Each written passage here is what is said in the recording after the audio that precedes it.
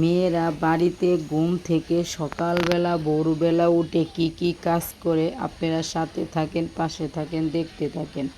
আসলে বাড়ির ছেলেরা তো পছন্দই করে না মেয়েদেরকে। মেয়েরা সারাদিন ঘুমায়, খায়, রান্না বান্না করে, বাচ্চা সামলায়, এটুকুই। তার পিছনে যে কত কঠোর পরিশ্রম করতে হয় আসলে ছেলেটা এটা বুঝতেই পারে না। মাঝে মাঝে মনে হয় ছেলের জায়গায় মেয়ে, মেয়ের জায়গায় ছেলেকে দিয়ে যদি একবার পরীক্ষা করানো যেত, মেয়ের দুঃখটা অবশ্যই ছেলেরা বুঝতে পারত। আসসালামু আলাইকুম, কোহিনুর মিনি কিচেন অ্যান্ড ব্লগে সবাই স্বাগতম। সবাই কেমন আছেন? অবশ্যই আল্লাহর রহমতে ভালো আছেন। আলহামদুলিল্লাহ আলহামদুলিল্লাহ আলহামদুলিল্লাহ আমি বেশ ভালো, মাশাআল্লাহ। আমাদের চায়না জাল থেকে দেখেন সকাল সকাল টাটকা ফ্রেশ মাছগুলা ধরে আনছে। এগুলো হয়েছে কই মাছ, টাকি মাছ, তারপরে মোলা মাছ, খোলসা মাছ, চাটা মাছ, পুঁটি মাছ, গুতুম মাছ, শিং মাছ, তারপরে রাগা মাছ। কী মাছ আমি সব মাছ জানি না, তারপর অনেকগুলো বলে ফেলছি। আর শিং মাছগুলো দেখেন কি বড় বড়, এরকম মাঝে মাঝে দুইটা একটা শিং পড়ে। আর শোল মাছ, টাকি মাছ, গজার মাছ এগুলো বেশি পড়ে। ছোট মাছগুলো ভাগ্যের পরে আজকে পড়ছে। এগুলো এখন ফ্রিজে কিছু ছিল, সকালে কিছু আনছে, সব মিলিয়ে বের করে নিয়েছি। এখন মাছগুলো কেটে নিব।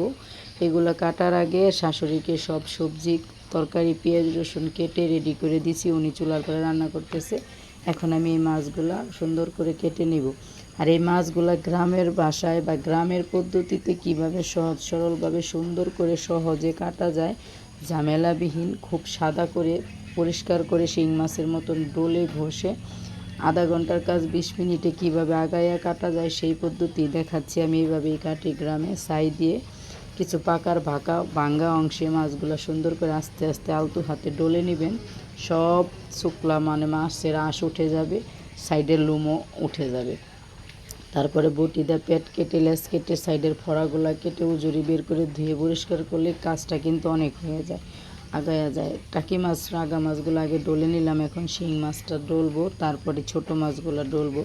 দেখেন এটার চামড়া এত মোটা, অনেক সময় লাগছে এত সাদা করতে। শিং মাছটা আমার প্রচুর সময় লাগছে।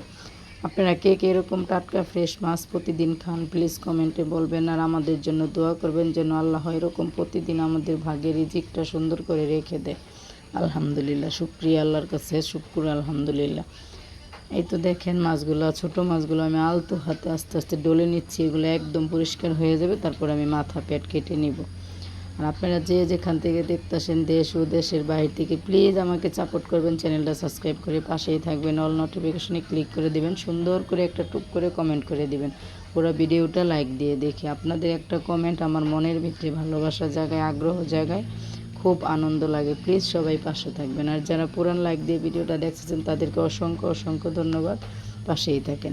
মাছগুলো কেটে ধুয়ে নেওয়া হয়ে গেছে। এখন আমি আমার শাশুড়ি রান্নাও শেষ, সব হাঁড়ি পাতিল প্লেট বাটি দিয়েছি, এগুলো আমি একসাথে জমিয়েছি। এখন এইগুলা ধুয়ে কলপাট ধোবো, কারণ মেয়েদের যে কত কাজ করতে হয়, ছেলেরা যদি একদিন করে তাহলে বুঝতে পারে। কিছু কিছু ছেলেরা তো এক গ্লাস পানি ঢেলেও খায় না, তার মধ্যে আমার স্বামী একজন।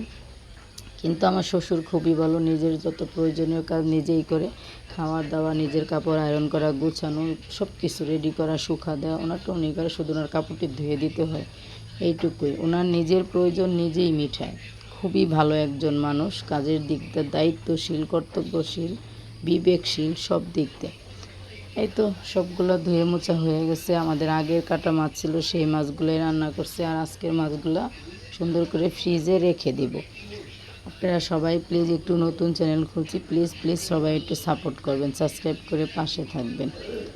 এই তো দেখেন সবগুলো ধোয়া মোছা হয়ে গেছে। এখন হাঁড়ি পাতিল ধোয়া শেষ, পাতিলগুলো প্লেট বাটিগুলো ধুইছি। আর কালিওয়ালা পাতিলগুলো সবার পরে ধুবো। দেখেন আমার পোড়া কড়াইটাও কিন্তু আমি অনেক সুন্দর করে পরিষ্কার করে ফেলছি।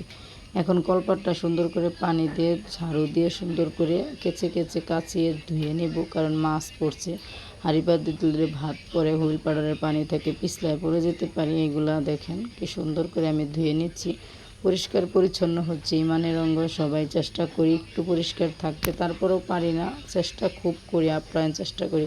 সবাই ভালো থাকবেন, সুস্থ থাকবেন, সবাই একটু সাপোর্ট করবেন, বেশি বেশি শেয়ার করবেন। আজকে এই পর্যন্তই, দেখা হবে যদি বেঁচে থাকি আল্লাহর রহমতে পরের ভিডিওতে, তাহলে কিন্তু সবাই পাশে থাকবেন। আসসালামু আলাইকুম, আল্লাহ হাফেজ।